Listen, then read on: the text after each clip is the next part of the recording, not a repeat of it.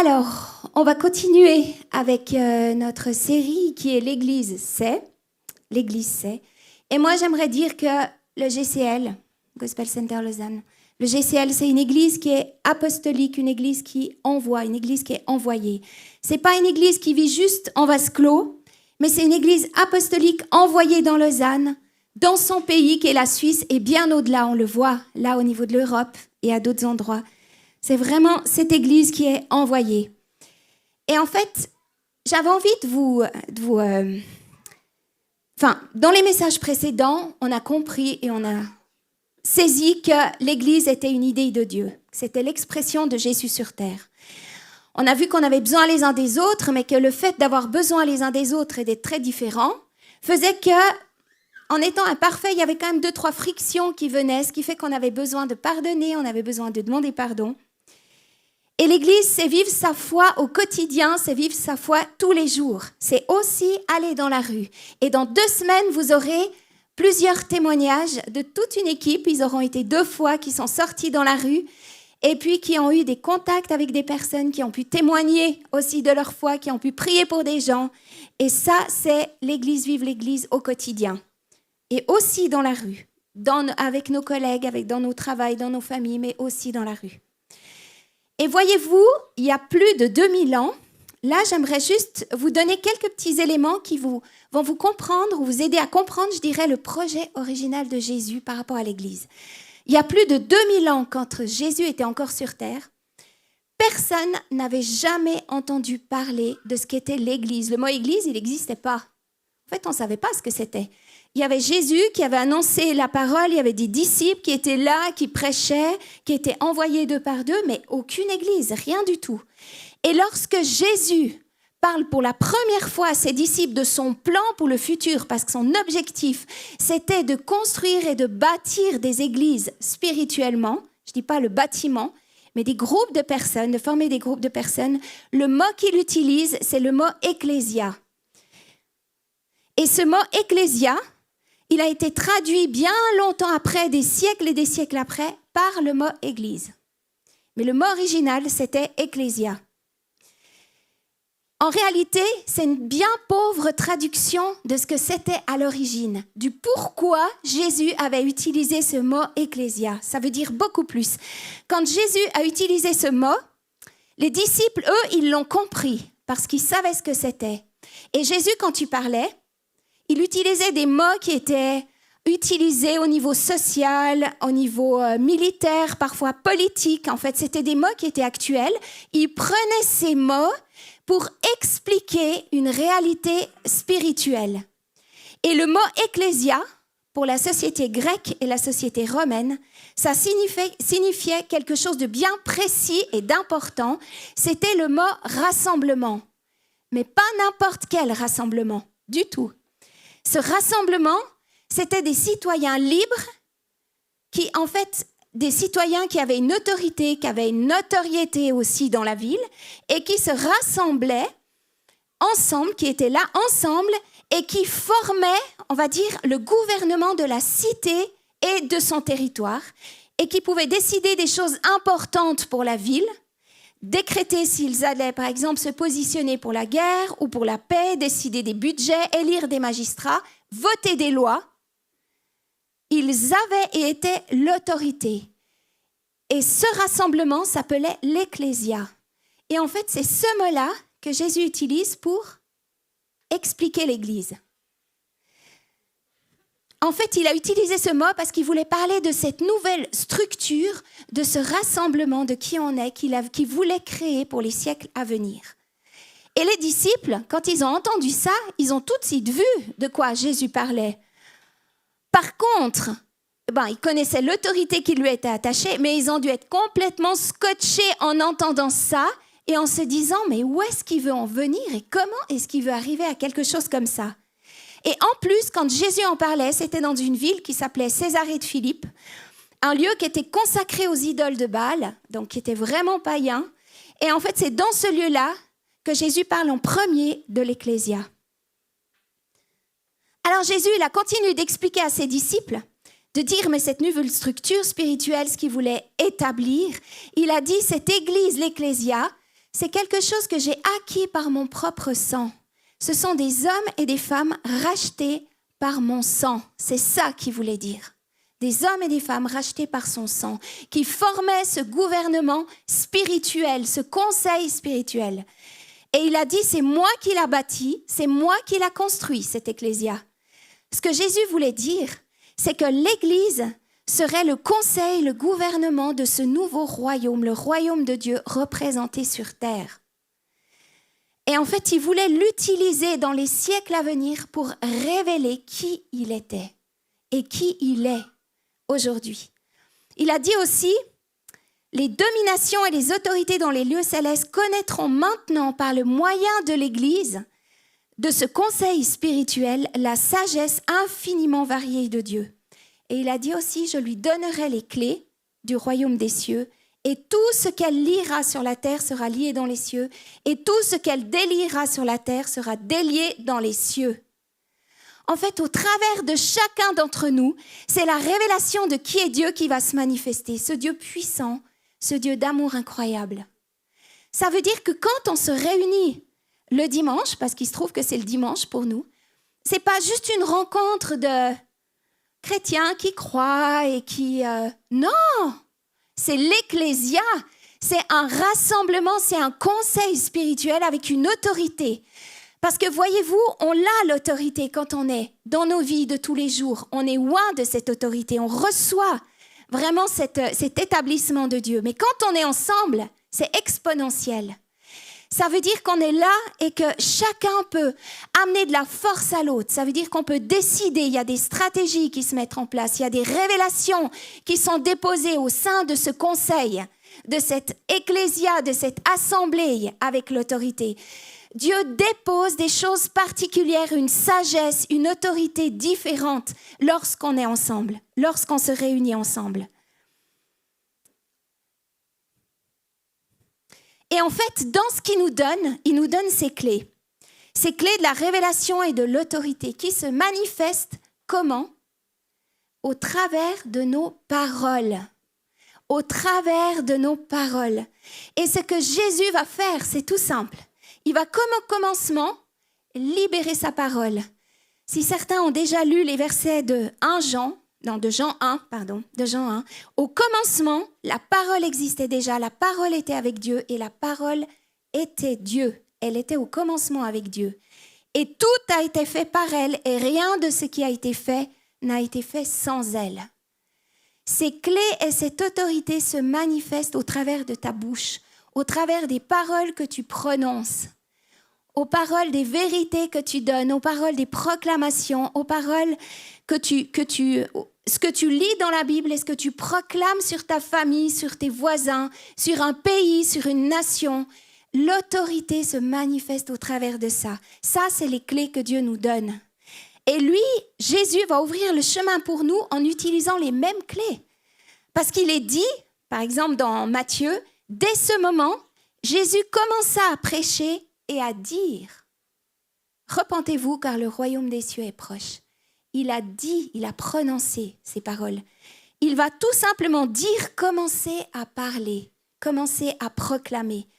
Et quand nous, on ouvre la bouche et on proclame des paroles de bénédiction, on proclame des paroles qui vont transformer et changer, spirituellement, on ne le voit pas avec nos yeux, mais il y a comme un mouvement qui commence à se passer. Tout le monde spirituel commence à bouger. Tout ce qu'on ne voit pas avec nos yeux commence à se manifester.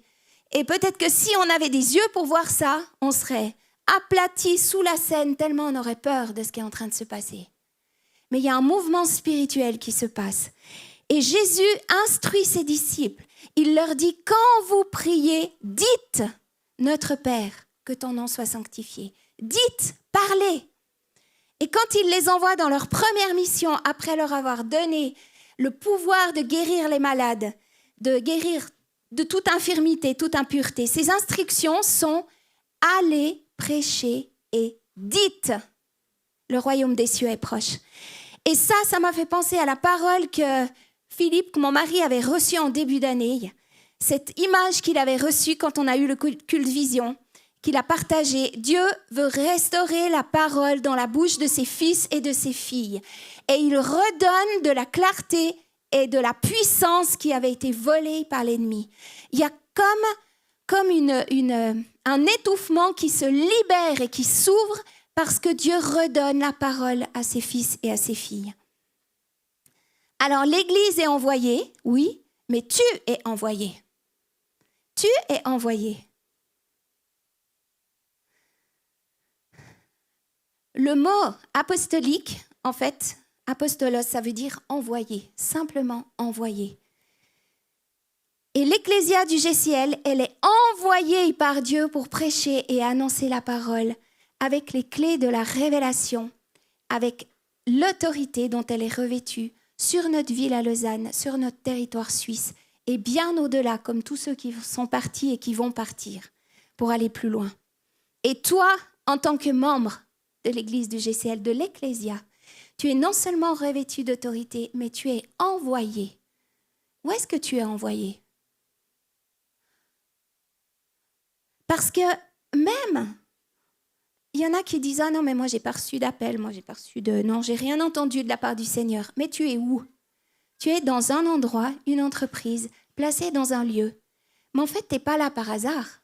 Tu as été envoyé dans cet endroit. Et je trouve que quand on commence à réaliser ça, la dimension de ce qu'on fait là où on est placé prend des perspectives complètement différentes. Parce que tu es envoyé, tu as été choisi, établi, et tu as été envoyé là où tu es placé. Comme Jésus a été envoyé par le Père, nous sommes chacun envoyés dans notre mission par notre Père céleste. Et dans l'évangile de Jean, quand Jésus parle de son Père à 20 reprises, il parle de celui qui m'a envoyé, le Père qui m'a envoyé. En fait, il répète toujours ça. Jésus, il a été envoyé. Nous, on a été envoyés parce que nous, on est juste le prolongement de qui est Jésus. Il le dit tout le temps, le Père qui m'a envoyé, le Père qui m'a envoyé. Et la dimension de l'envoi par son Père pour Jésus, c'est devenu partie intégrante de l'unité qu'il a entre son papa et lui. En fait, cette unité, elle fait partie, elle est manifestée par cet envoi. Et c'est pour ça que Jésus dit que si nous croyons en lui, nous ne croyons pas seulement en lui, mais aussi en celui qui l'a envoyé. Il dit aussi qu'en le voyant, en voyant Jésus, on ne voit pas en fait simplement lui, mais on voit celui qui l'a envoyé. Et Jésus, avant de quitter ce monde, il a donné à ses disciples ces paroles dans Jean 17. « Maintenant, mes disciples savent tout ce que tu m'as donné, et tout ce que tu m'as donné vient de toi. En effet, je leur ai donné les paroles que tu m'as données. Ils les ont acceptées et ils ont vraiment reconnu que je suis sorti de toi. Et ils ont cru que tu m'as envoyé. » Et en fait, à cause de ça, c'est ce même appel et ce même envoi que Jésus a pour chacun d'entre nous et chacun d'entre vous.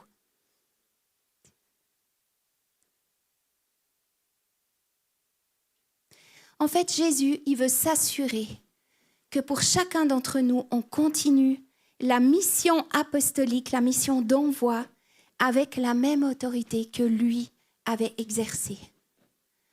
En fait, il y a cette autorité, il y a cet établissement de qui on est en lui. Il y a ce revêtement spirituel, il y a cette assemblée d'autorité dans laquelle on est fortifié, dans laquelle on reçoit les outils, on reçoit l'équipement pour aller dans nos journées et dans la mission que Dieu nous donne. Et il y a la mission que Dieu te donne. Et moi, j'aimerais vraiment t'encourager à te poser, à prendre le temps avec Dieu et de dire « Seigneur, montre-moi la mission que tu m'as donnée. Ouvre mes yeux pour que je puisse voir là où tu m'as placé, là où tu m'as établi. En fait, de quelle manière je peux te servir et de quelle manière je peux servir au mieux dans la mission que tu m'as donnée. »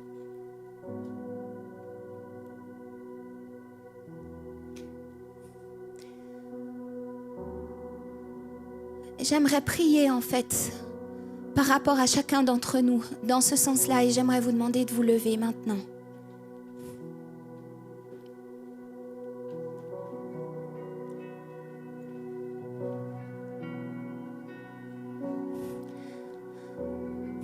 Seigneur, j'aimerais te demander que dans nos cœurs à chacun, on puisse réaliser que, en fait, l'Église, c'est pas juste l'Église, mais c'est une assemblée de personnes qui t'ont accepté dans leur vie et qui ont été ointes et revêtues d'autorité par toi. En fait, c'est un rassemblement important d'hommes et de femmes qui vont être équipés et qui sont équipés pour aller dans la mission que tu leur as donnée. Et je prie que cette révélation puisse rentrer profondément dans leur cœur. Parce que dans une assemblée comme une ecclésia, il y a une mission qui est attachée à ça. Ça ne peut pas être séparé, simplement. Et Seigneur, j'aimerais te prier pour une révélation profonde dans nos cœurs à chacun. Comme quoi ce qu'on est aussi dans l'Église et dans l'Ecclésia dans laquelle on est, c'est quelque chose qui est cher à ton cœur. Tu aimes l'Église, tu aimes cette Ecclésia, parce que c'est le rassemblement d'hommes et de femmes que tu aimes particulièrement et qui ont une importance énorme pour toi, précieuse et énorme pour toi. Et je prie que chacun d'entre nous soyons revêtus de sagesse, de discernement, d'une autorité spirituelle renouvelée, que chaque parole qui sorte de leur bouche soit ointe, porte la puissance et l'autorité du Dieu puissant, parce que nous représentons ce Dieu. Nous sommes les ambassadeurs de ce Dieu. Et lorsque nous parlons, lorsque nous proclamons, c'est Dieu qui est représenté. C'est lui qu'on voit au travers des paroles qu'on prononce. C'est lui qui est visible au travers des mains que tu imposes à ton voisin, à la personne qui souffre. C'est lui que la personne dans la rue va voir au travers de ce geste d'amour, de t'intéresser à cette personne, de lui dire « Mais comment est-ce que tu vas? Comment est-ce que vous allez? Comment est-ce que vous allez aujourd'hui ?» En fait, on représente ce Dieu puissant, ce Dieu extraordinaire, et qu'on puisse le réaliser profondément dans notre cœur.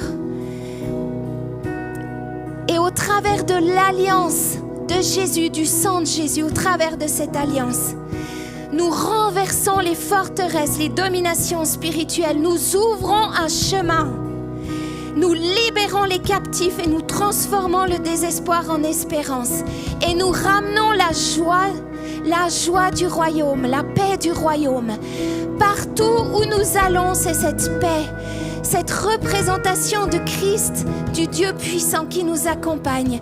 Et cette paix, ce prince de la paix, qui est manifesté au travers de toi, dans ton job, auprès de tes collègues, auprès des personnes que tu croises. Cette représentation du prince de la paix au travers de qui tu es. C'est la mission que Dieu te donne. Et j'aimerais aussi que plusieurs réalisent cette révélation que tu es envoyé de Dieu pour faire connaître au monde autour de toi, faire connaître Dieu au monde autour de toi. C'est toi que Dieu a choisi, c'est toi que Dieu a envoyé pour qu'au travers de ta parole, de ce que tu vas dire, de ce que tu vas proclamer, le royaume de Dieu soit annoncé et manifesté. Dieu t'a choisi pour cela.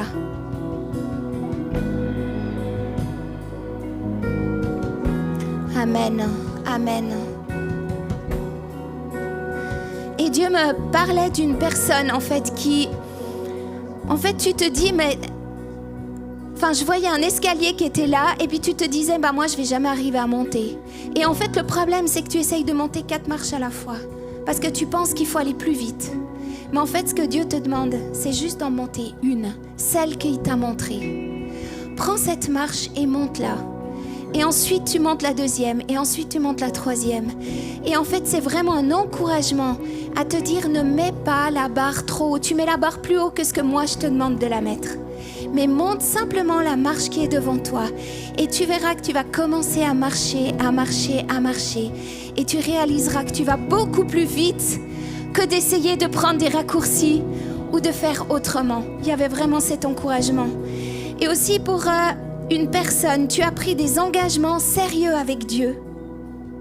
Il y a longtemps auparavant, mais tu t'es laissé avoir par la déception, par la résistance, parce que ça n'a pas été comme tu voulais, et par le découragement, et tu t'es assis spirituellement.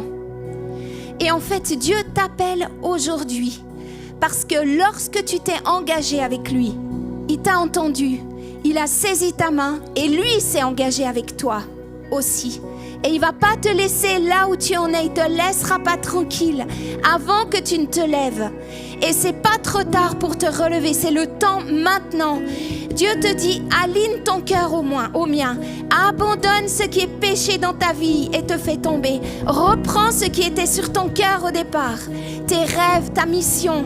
C'est à partir de là qu'on recommence à marcher ensemble et à avancer. Et Dieu dépose un feu dans ton cœur.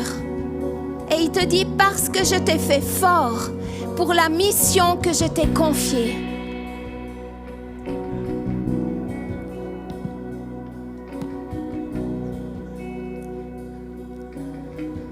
Et en fait, quand je prenais un temps, c'est juste ma dernière partie, quand je prenais un temps pour préparer tout ça, ça m'a habité vraiment les 2 dernières semaines. J'ai l'impression que j'ai digéré un peu comme... j'ai ruminé, quoi. Voilà, c'est un peu ça. Et en fait, je voyais des choses pour le GCL. Et en fait, ça m'a tellement enthousiasmée. J'ai commencé à noter en fait ce que je voyais, mais qui est pour chacun d'entre nous ici. Parce qu'en fait, c'est comme si Dieu me disait, mais regarde cette ecclésia que j'ai formée. Et regarde ce que je suis en train de faire avec chacun d'eux. Et j'aimerais vous dire, proclamer ces paroles vraiment sur vos vies. Le GCL n'existe pas pour le GCL. Le GCL, il existe pour le monde.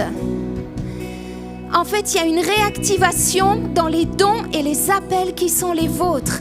Et ça, c'est vraiment quelque chose que j'ai reçu dans mes entrailles. Il y a une réactivation dans les dons et les appels qui sont les vôtres.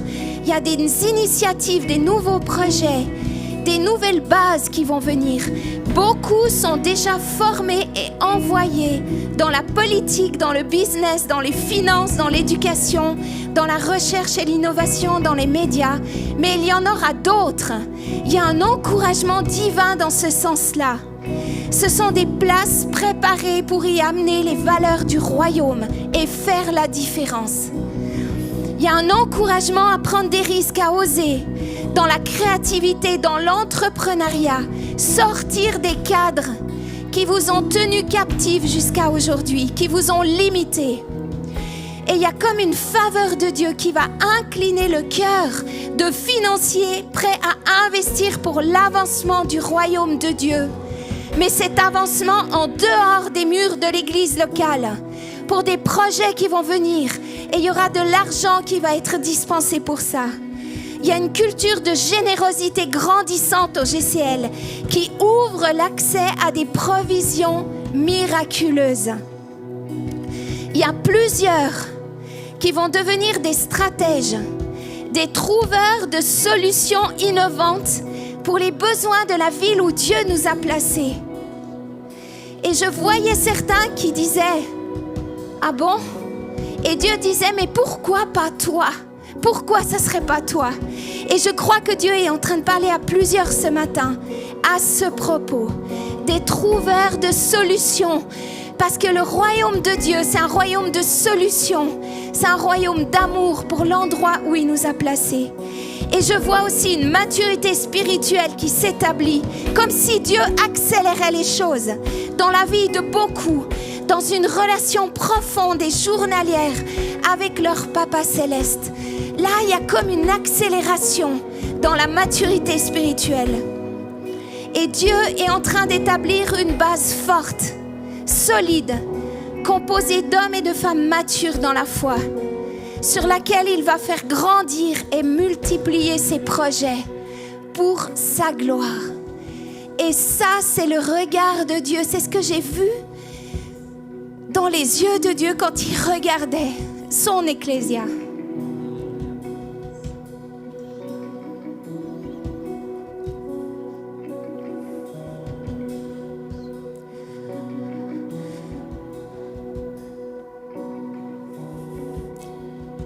j'aimerais vous encourager à prendre les paroles qui vous ont touché, les paroles qui vous concernent, et à répondre à la mission que Dieu est en train de mettre dans votre cœur. Cet appel que Dieu est en train de mettre dans votre cœur. Le Saint-Esprit est en train de travailler beaucoup. Il est en train de transformer vos raisonnements, votre manière de voir les choses. Vous avez été jusqu'à aujourd'hui et c'était bien, mais maintenant c'est autre chose. C'est un autre temps où Dieu renverse et amène une autre dimension dans vos vies. Et je veux vraiment vous bénir chacun et nous bénir ensemble. Parce qu'on est ensemble dans cette ecclésia et on est ensemble dans cette mission que Dieu nous confie à chacun. Et j'aimerais vraiment vous bénir. Amen.